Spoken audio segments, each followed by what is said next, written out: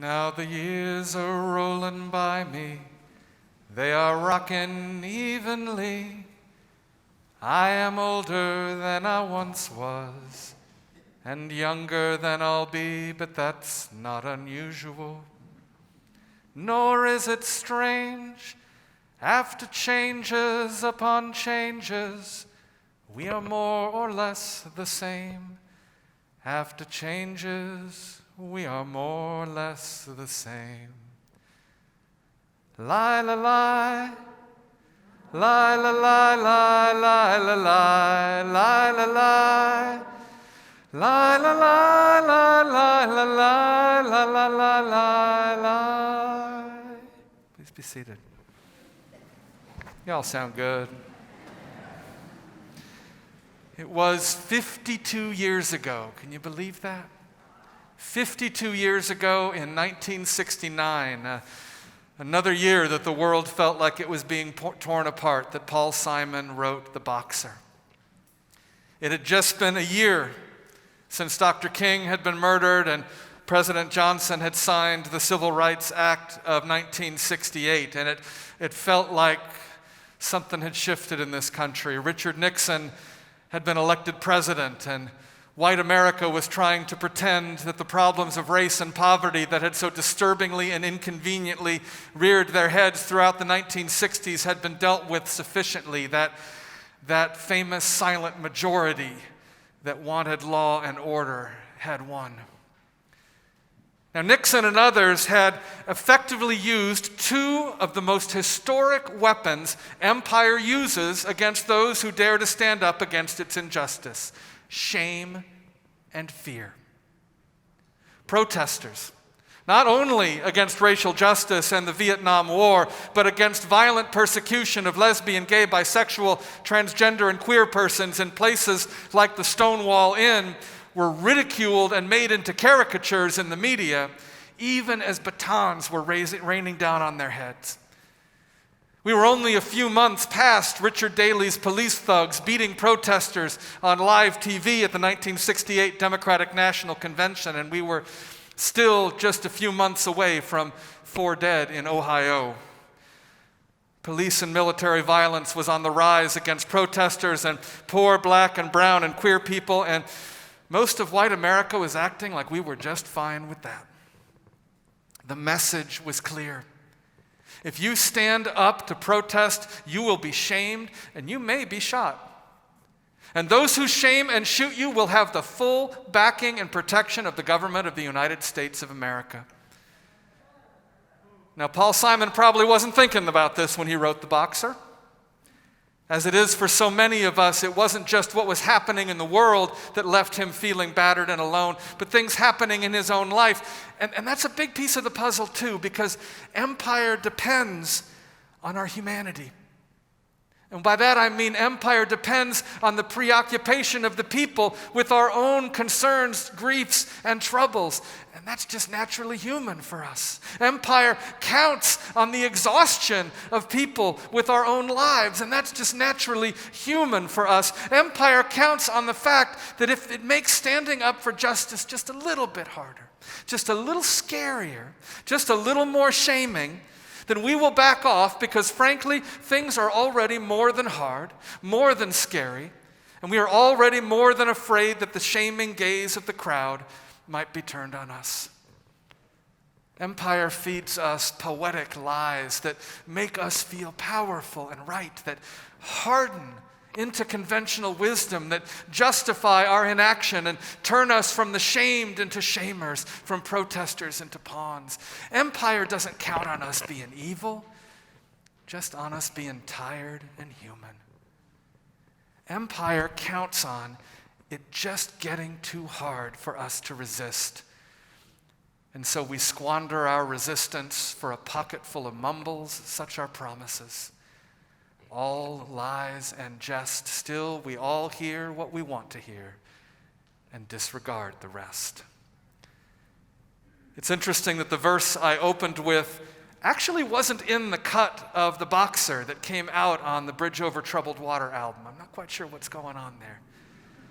Paul Simon was probably speaking of himself in that verse, and He was truly speaking of all of us when he sang, after changes upon changes, we are more or less the same. After changes, we are more or less the same. Friday's verdict allowing Kyle Rittenhouse, a private citizen carrying an AR-15, to walk free after murdering 2 unarmed people protesting for Black lives, that's nothing new. It is not only not surprising, it is incredibly predictable. In fact, it is just page 1 of the playbook of empire: shame and fear. You paint protesters as disturbed, lawless, uncivilized, violent deviants, so quote-unquote good people will be ashamed to be associated with them. And then you kill enough of them publicly so people will be afraid to join them in the streets. Shame and fear, these are ancient practices. They are as old as our gospel reading this morning, and as we will discover, actually far older than that. Now, today is traditionally called the Feast of Christ the King. Years ago, All Saints changed our observance of it to calling it the Reign of Divine Love. I love the name of that. Whichever name we use, the story we tell this day is about that power of shame and fear, and about a power that is greater still. It is about the rule of empire and the reign of love. It is an ancient story, and it is as fresh as this morning's headlines.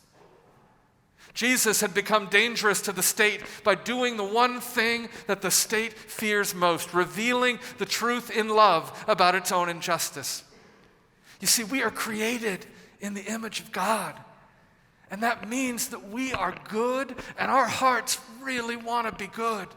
Our hearts naturally crave justice.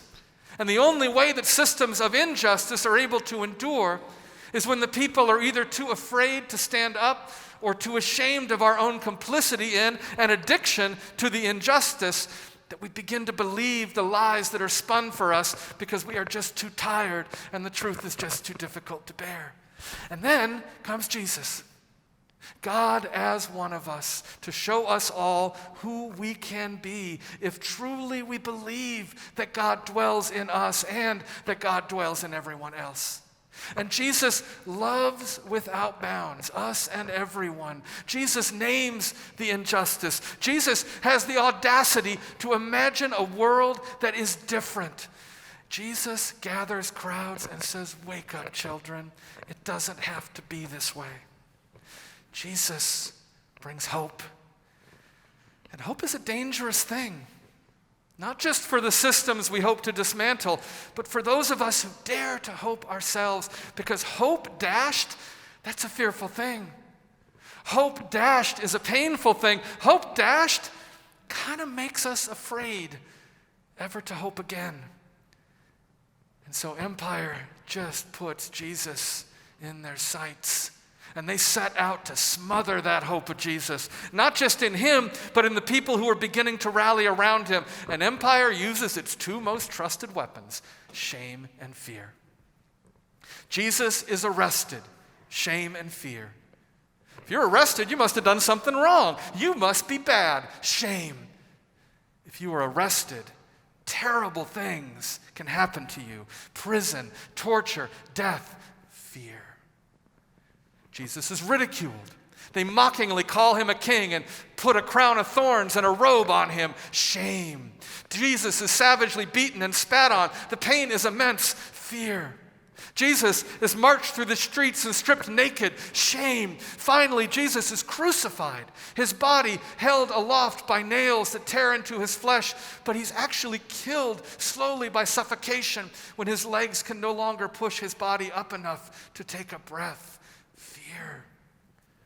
And even after death, the bodies are often left on the crosses for days, weeks, or months as birds and wild animals tear into the dead flesh, left as a sign the way heads of traitors on pikes were put on the Tower Bridge in London, or the way bodies of indigenous people fighting for their land were displayed outside towns in the Old West, the way dismembered, burned, lynched black bodies were left swinging on trees in the South, the way Michael Brown's body was left on hot asphalt for 4.5 hours, the way police and vigilante white supremacists are allowed to kill and walk away free as a sign that if you step out of line, this will happen to you.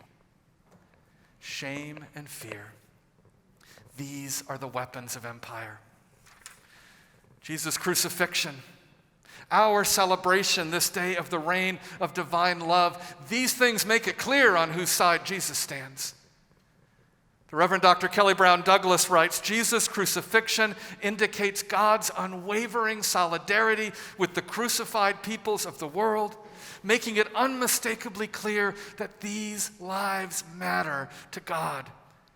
Even more, the crucified Jesus' resurrection reveals that it is only when the sacred dignity of those whose lives are most beset by crucifying violence is restored that the justice of God can be realized. And then she asks a question. What does all of this mean for doing our theology in the 21st century world? Now, if we are among the oppressed and crucified already, certainly it means remembering that Jesus is with you, that the power of love that is ultimately greater than the power of shame and fear is on your side, that your lives do indeed matter greatly, infinitely even, that there is a hope that even the most brutal injustice and death cannot quench. And what of the rest of us? What of all of us together? What of us as the church? What does all of this mean for doing theology, for living theology in our 21st century world? Well, I want to offer one possible starting place. And for it, we need to reach back even further, much further than the gospel story we heard today. You see, Jesus' crucifixion is not the first or only crucifixion in our scripture. 1,000 years before, at the beginning of the reign of King David, there were more. And to tell that story, I need to introduce you to a remarkable woman named Rizpah. Now, Rizpah lived in the court of King Saul, where she was one of the king's concubines, which is polite language that means she was sexually assaulted at the king's whim at any time and place of his choosing. Her life was a life of trauma with no end in sight. And then Saul died, and David became king, and soon after came several years of famine in the land. And God told David that it was because of how Saul had treated a group of people called the Gibeonites, and restitution was needed. So David went to the Gibeonites and asked them, well, what's it going to take to make things right? And the Gibeonites said 7 sons of Saul needed to be handed over to them for execution. Now David, hoping this would stop the famine, handed over 7 of Saul's sons, 2 of which, Armoni and Mephibosheth, say their names, were Rizpah's children as well. Now, knowing the power of shame and fear, the Gibeonites did not just take them off and execute them privately, but stripped them naked and crucified them on a hill for everyone to see, warning this could happen to you. And it worked. The people were afraid. They didn't want any chance of this happening to them. The people were ashamed and afraid, so they turned their backs on that hill. They tried to pretend it wasn't there. They went back to their busy, hard daily lives, except for one woman. And it is here that Rizpah enters the story. Now, up until now, the story had been about kings and nations and the power games they played, games of life and death. But now, as the scene shifts to that lonely hill and those 7 bodies on the crosses, we see this lone, seemingly powerless, dark-skinned woman, Rizpah, trudging slowly up the hill, weighed down as much by her years of trauma as by her devastating grief. And she walks to the base of the crosses, and she spreads sackcloth on the ground, preparing to mourn alone as the rest of the people turn their backs. All she has is her grief. Except actually she has one thing more. She has her determination. She makes up her mind that she is determined to stay on that hill for as long as it takes for the bodies of not only her sons, but all the crucified to be treated with dignity, to be acknowledged as human, to be given the burials they deserve. For Rizpah knows that it is only when the sacred dignity of those whose lives are most beset by crucifying violence is restored that the justice of God can be realized. And so 2 Samuel tells us that Rizpah remains there from the beginning of the harvest until rain fell on them from the heavens. And she did not allow the birds of the air to come on the bodies by day or the wild animals by night. South African theologian Alan Bosak paints an even more vivid picture. Rizpah is running from cross to cross, from body to body, looking everywhere, to the heavens for the carrion birds and along the ground for the predators. Her resistance is so fierce and so relentless that not a single beast and not a single bird can touch, maim, or damage these bodies on the crosses. And know this, Rizpah looks up and she doesn't see crosses. She sees bodies on crosses. Unlike David, she is not objectifying them. She does not see sacrifices for the sake of peace. She sees cold-blooded murder. For her, it is not a political spectacle or even a national disgrace. It is a human tragedy. It is not only indignity and shame heaped upon the people on the crosses, it is an assault upon the dignity and worthiness of God. And so as she fights against the beasts of the field, she fights at the same time against the beasts in the palace, those men who rule, who have decided they have power like God over the lives and deaths of these young people. Rizpah, by her act of love and solidarity, releases us, hearing this story, from the paralyzing power of the king and the mortifying grip of expedient sacrifice into the freedom of sacrificial resistance. She completely claims our attention away from the centers of power to the margins of suffering and righteousness. She doesn't remain in the coolness of the palace, in the shadow of the throne, but under those crosses she exposes herself to the burning sun. That's where her commitment lies. That's where her solidarity comes to life. And then finally, after months, David relents and agrees to take the bodies down and bury them with dignity according to the scriptural mandate. And it is only then that the famine ends. So it isn't the brutality of David and the Gibeonites, but the heroism of Rizpah that finally brings redemption to the people and healing to the land. And there's one more thing about Rizpah. Throughout her entire vigil, not once did anyone join her. And while that is heroism for her, to be sure, it's an invitation for us. Because Rizpah is out there still, right now. As the empires of the world continue to crucify, as Jesus continues to hang on the cross with the crucified peoples of the world, with every body there is a mother, a lover, a sibling, a friend who cannot stop the tears, who cannot let the body continue to hang there, who is a member of that club nobody ever wanted to join, who is keeping lonely vigil, demanding not only justice, but basic humanity for the body they love and long for and grieve.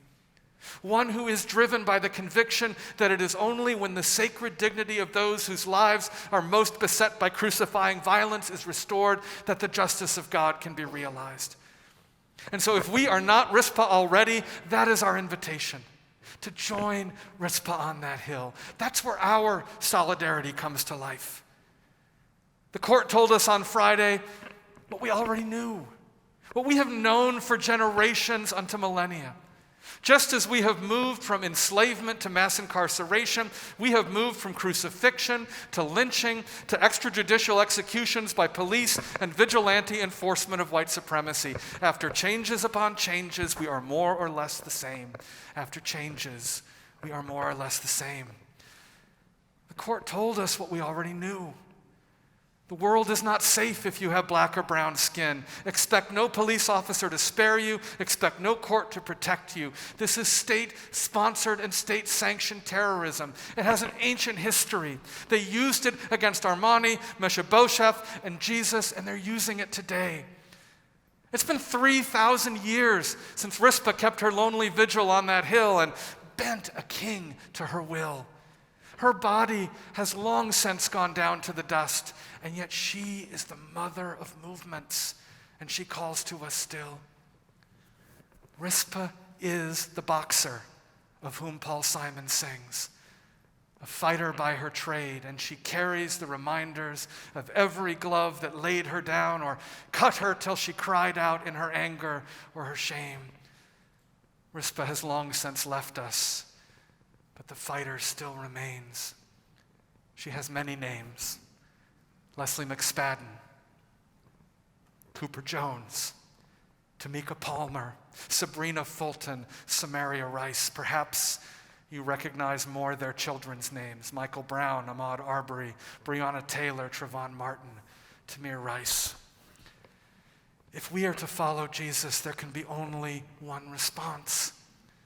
Not just to admire Rizpah's heroism from afar, but to join her on that hill of crosses and refuse to let her keep vigil alone. To trust and proclaim that empire's weapons of shame and fear will not stand against us and the reign of divine love. To not turn our backs on the bodies on the crosses, but to face them, to join them, and to say with one voice, we will not back down. We will not abandon one another in fear. We will not stay silent. You may shame us, you may imprison us, you may shoot us, you may even kill us, but you will not stop us. We will stand with and love one another until all are treated with dignity. We will stand with and love one another until all God's children are free. Amen.